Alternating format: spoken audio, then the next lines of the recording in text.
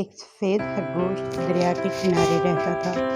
وہ روزانہ اپنے گھر سے نکل کر ایک پتھر پر بیٹھ جاتا اور دوسرے کنارے کے خوبصورت باغوں کو بڑی حسرت سے تکا کرتا۔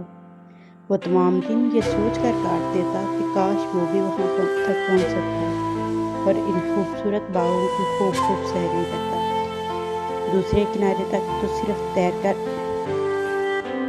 پہنچا جا سکتا تھا، مگر خرگوش تیرنا نہیں جانتا تھا اور ادھر دوسرے کنارے کے پیارے پیارے نظارے ہر وقت اسے پکارتے رہتے۔ ایک دن سفید خرگوش اسی سوچ بچار میں غرق تھا کہ یکایک وہ اچھل پڑا۔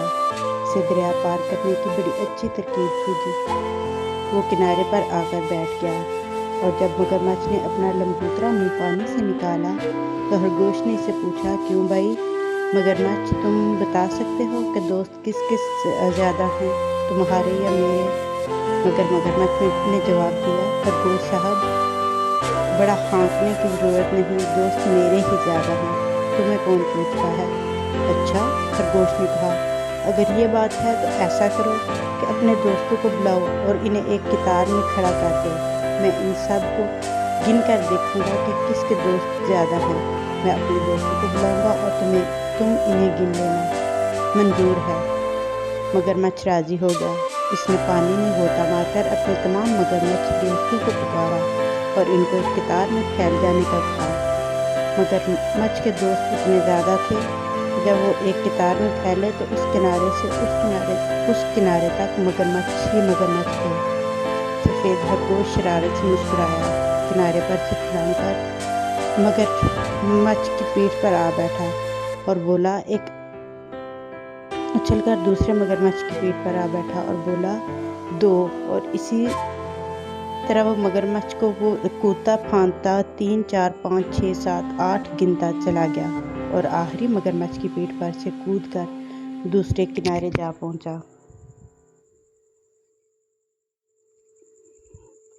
جب سفید خرگوش کی خواہش پوری ہو گئی تو وہ شوخی میں آیا اور بولا، مگرمچھ بھائیو، تمہارا بہت شکریہ، ہا ہا ہا، اور دریا پار کرنے کے لیے میں نے تمہیں کیسا بے وقوف بنایا۔ خرگوش کی بات سن کر مگرمچھ کو بہت غصہ آیا۔ وہ اپنے خوفناک منہ کھول کر اسے جپٹتے لیکن خرگوش بھاگ نکلا۔ پھر بھی ایک مگرمچھ کے منہ میں اس کی دم آ گئی، وہ زخمی ہو گیا۔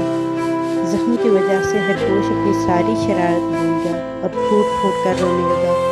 بوڑھے مالی نے اس کے رونے کی آواز سنی تو بھاگا آیا۔ وہ یہ دیکھ کر حیران رہ گیا کہ ایک ننھا منا خرگوش زمین پر پڑا رو رہا ہے۔ مالی کو اس پر بہت رحم آیا اور رونے کی وجہ پوچھی۔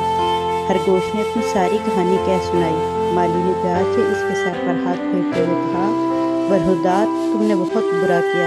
اگر تم وعدہ کرو کہ پھر کسی کو بے وقوف بنا کر اپنا کام نہیں نکلواؤ گے تو میں تم کو اچھا کر دوں گا۔ خرگوش بولا، وعدہ کرتا ہوں چاچا مالی، بس میرا یہ زخم اچھا کر دو۔ مالی نے ایک طرح سے بہت سے بڑے بڑے پتے اور نرم ڈالیاں توڑ کر خرگوش کے لیے ایک گدگدہ سا گھونسلہ بنایا اور اس سے کہا، اب تم اس گھونسلے میں آرام سے رات بھر لیٹو، صبح سو کر اٹھو گے تو یہ زخم خدا کے فضل سے اچھا ہو جائے گا۔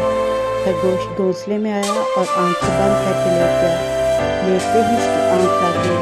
جب صبح کو جاگا تو زخم بھر چکا تھا۔ خرگوش خوش ہو کر سامنے دیکھا تو بوڑھا مالی کھڑا مسکرا رہا تھا۔ سلام مار کر وہ مالی کے قدموں میں جا بیٹھا اور بولا، اگر اب میں کسی کو بے وقوف بناؤں تو خدا کرے کہ میری ساری